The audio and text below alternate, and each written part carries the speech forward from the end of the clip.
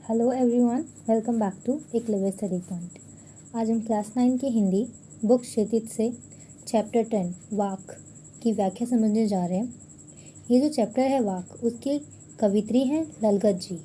हमारी जो ललगत जी हैं वो एक कश्मीरी कवित्री हैं और जो इनकी काव्य शैली है उसी को वाक कहा जाता है। तो चलिए शुरू करते हैं।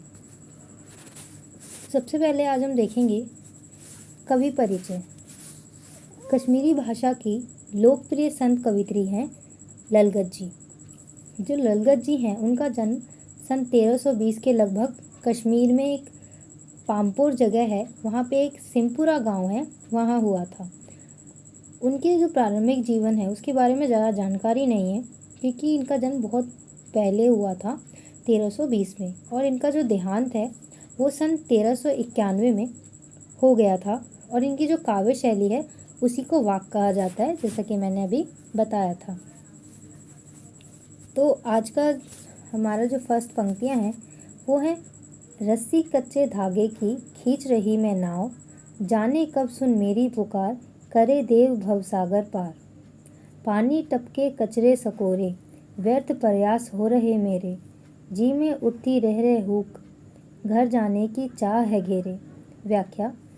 तो ये जो प्रस्तुत पंक्तियां हैं उनकी व्याख्या क्या है कि जो प्रस्तुत पंक्तियां हैं इनमें कवित्री जो है वो नाव की तुलना कर रही हैं अपनी ज़िंदगी से। किसकी ज़िंदगी से कर रही हैं नाव की तुलना।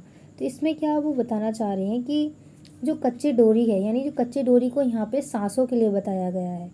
तो यहाँ पे जो कच्चे डोरी है यानी सांस, उसी से क्या चल रहा है, जीवन चल रहा है, यानी कि नाव चल रही है। नाव मीन्स यहाँ पे जीवन चल रहा है, ज़िंदगी। और वह इंतज़ार में अपनी ज़िंदगी काटे जा रही हैं। वो इस इंतज़ार में ज़िंदगी काट रही हैं कि कभी ना कभी जो प्रभु हैं वो उनकी पुकार सुनेंगे और उन्हें इस ज़िंदगी से पार करेंगे।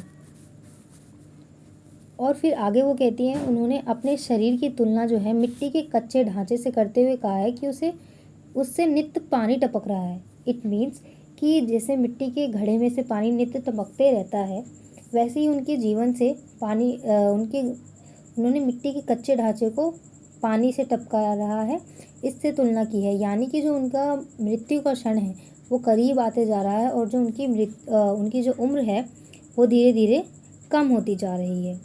और जो उनके प्रभु मिलन के लिए जो जितने भी सारे प्रयास वो कर रही हैं, वो व्याकुलता उनमें बढ़ती जा रही है उन प्रभु से मिलन की।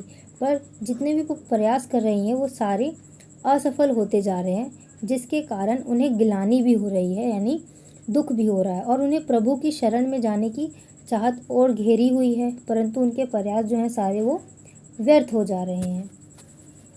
और आगे देखते हैं, हमारा जो सेकंड पंक्तियां हैं वो है, खा खाकर कुछ पाएगा नहीं, ना खाकर बनेगा अहंकारी, सम खा तभी होगा संभावी, खुलेगी साकल बंद द्वार की। तो यहाँ पे खा खाकर कुछ पाएगा नहीं, ना खाकर बनेगा अहंकारी से तात्पर्य ये है, जैसे कई अमीर लोग होते हैं वो बहुत खाते हैं, बहुत दिखावा करते हैं, इधर उधर से हर चीज़ में दिखावा करते हैं, शो ऑफ। पर कुछ लोग ऐसे भी होते हैं कि जो अमीर तो होते हैं पर वो दिखावा नहीं करते, और वो कहते हैं कि हम इनकी तरह नहीं है जो सिर्फ दिखावा करते हैं, इसके बावजूद कि वो इतने अमीर होते हैं तब भी। तो इस वजह से क्या होता है, तो जो दिखावा नहीं करते हैं वो अहंकारी बन जाते हैं, और जो ज़्यादा दिखावा वगैरह करते हैं उनसे कुछ मिलता भी नहीं है ना। तो इन पंक्तियों में कवित्री यही बताना चाह रही हैं कि जीवन में जो है संतुलन बनाना चाहिए, और यहाँ पे वो संतुलनता की महत्व को स्पष्ट कर रही हैं। और वो कह रही हैं कि केवल भोग या भोग में लिप्त में रहने से कुछ नहीं होता, ठीक है। और क्या होगा, भोग में अगर वो लगा है तो वो दिन प्रतिदिन जो है वो स्वार्थी बनता जाएगा, और आगे फिर जिस दिन उसके स्वार्थ का त्याग कर त्यागी बन जाएगा तो वो अहंकारी बन जाएगा। मीन्स जब वो भोग में लगा हुआ है तो वो स्वार्थी बन जाएगा, और जब बिल्कुल ही त्याग कर देगा तो उसमें अहंकार आ जाएगा, है ना। तो यहाँ पे पंक्तियों में कवित्री जी यही कहना चाह रही हैं कि संतुलन को बनाए रखना चाहिए, ना तो व्यक्ति को ज़्यादा भोग करना चाहिए और ना ही ज़्यादा त्याग करना चाहिए। तो फिर दोनों को बराबर मात्रा में रखना चाहिए, जिससे संभाव उत्पन्न होता है, यानी संतुलन आता है, और इस कारण जो हमारे हृदय में उदारता आएगी और हम अपने पराये से उठकर अपने हृदय का द्वार समस्त संसार के लिए खोलेंगे। तो जब हम बैलेंस बनाएंगे, सभी चीज़ों में संतुलन बनाएंगे, तो इससे क्या होगा, जो हमारा हृदय है वो उदार होएगा और हम पूरे समस्त संसार के लिए अपने हृदय के प्रिय से द्वार खोलेंगे और सभी को अपने संसार में स्वागत करेंगे, सभी का अच्छे से हेल्प करेंगे, मदद करेंगे। फिर जो नेक्स्ट पंक्तियाँ हमारी, आई सीधी राह से गई न सीधी राह, सुषुम सेतु पर खड़ी थी बीत गया दिन आह, जेब टटोली कौड़ी न पाई, माझी को दूं क्या उतराई। तो यहाँ पे जो पंक्तियाँ हमारी वो ये कहना चाह रही हैं, इनकी जब हम व्याख्या देखेंगे कि जो इन पंक्तियों में कवित्री अपने पश्चाताप को उजागर कर रहे हैं कि किस प्रकार वो अपने परमात्मा से मिलने के लिए सामान्य भक्ति के मार्ग में ना जाकर हठ योग का सहारा ले रही हैं, जिद का सहारा ले रही हैं, हठ योग कर रही हैं। जबकि अगर परमात्मा से मिलना है तो सामान्य भक्ति ही अनिवार्य होती है।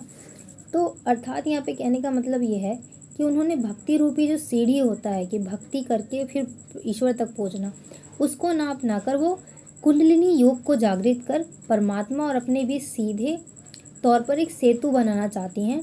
तो वो क्या है कि वो एक अलग ही राह में जाके, सीधी भक्ति में ना जाकर, वो प्रभु और अपने बीच एक सेतु बनाना चाहती है, पुल बनाना चाहती है, ताकि वो ईश्वर के पास जल्दी पहुंच जाए। परंतु ऐसा कुछ नहीं है।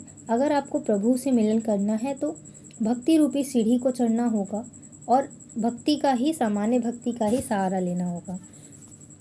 और आगे वो कहती हैं, परंतु अगर अपने इस प्रयास में वो लगातार सफल होती जा रही हैं और साथ साथ में उनकी आयु भी बढ़ती गई है, तो जब उसे अपनी गलती का एहसास हुआ तब तक बहुत देर हो चुकी थी, क्योंकि अब तो धीरे धीरे उनकी उम्र भी बढ़ती जा रही थी। उनके जो जितने भी प्रयास थे वो सारे असफल होते जा रहे थे और जो उसकी जीवन की जो संध्या नज़दीक आ रही थी, संध्या मीन्स यहाँ पे मृत्यु से है, यानी वो मृत्यु के करीब आती जा रही थी। और जब उसने अपनी ज़िंदगी का लेखा जोखा किया तो उन्होंने पाया कि बहुत वो दरिद्र हैं। उन्होंने अपने पूरे जीवन में कोई भी शुभ काम नहीं किया, कोई भी सफलता प्राप्त नहीं की है, कोई भी पुण्य का कर्म नहीं किया है और अब उनके पास जो है कुछ करने का समय भी नहीं है, क्योंकि वो मृत्यु के बिल्कुल ही करीब आ गई हैं।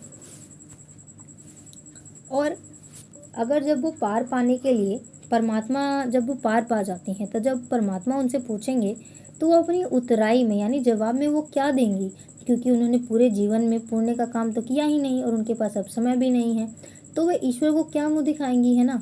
और उन्हें क्या देंगी, क्योंकि उसने तो पूरी ज़िंदगी में हठ योग में बिता दिया, सीधी भक्ति नहीं करी, हठ योग में ही बिता दिया और कोई पुण्य का काम भी नहीं किया। तो अपने इस अवस्था पर पूर्ण पछतावा को दिखाना चाह रही हैं कवित्री जी यहाँ पे।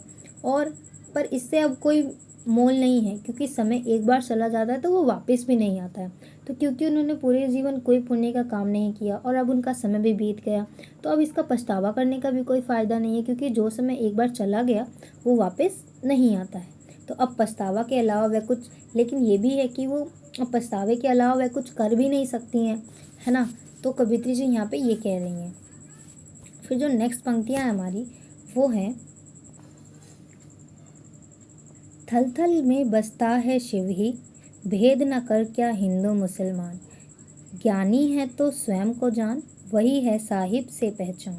तो यहाँ पे कविता जी ये कह रही हैं कि जो शिव है यानी भगवान जो है वो हर जगह विद्यमान है। अगर आप, और हिंदू मुसलमान का भेद हमें नहीं करना चाहिए, और अगर आप ज्ञानी हैं तो खुद को जानिए सबसे पहले, उसके बाद दूसरों को। तो यहाँ पे इन पंक्तियों में कवित्री ने यही बताया है कि ईश्वर जो है वो कण कण में व्याप्त है, हर जगह, और वे सबके हृदय के अंदर मौजूद हैं। इसीलिए हमें किसी व्यक्ति से जो है हिंदू मुसलमान का भेदभाव नहीं करना चाहिए, सभी को एक समान मानना चाहिए। और अगर कोई ज्ञानी है तो उसे स्वयं के अंदर झांक के देखना चाहिए, तभी उनको ईश्वर की प्राप्ति होगी। और स्वयं के अंदर झांकना ही, यही जो है सबसे बड़ी रास्ता है जो कि आपको ईश्वर से मिलने का एकमात्र साधन है। तो यहाँ पे जो हमारा अध्याय है वो ख़त्म हो जाता है। अगर आपको कुछ समझ में ना आया हो तो do write in the comment section and don't forget to like, share and subscribe, and thanks for watching.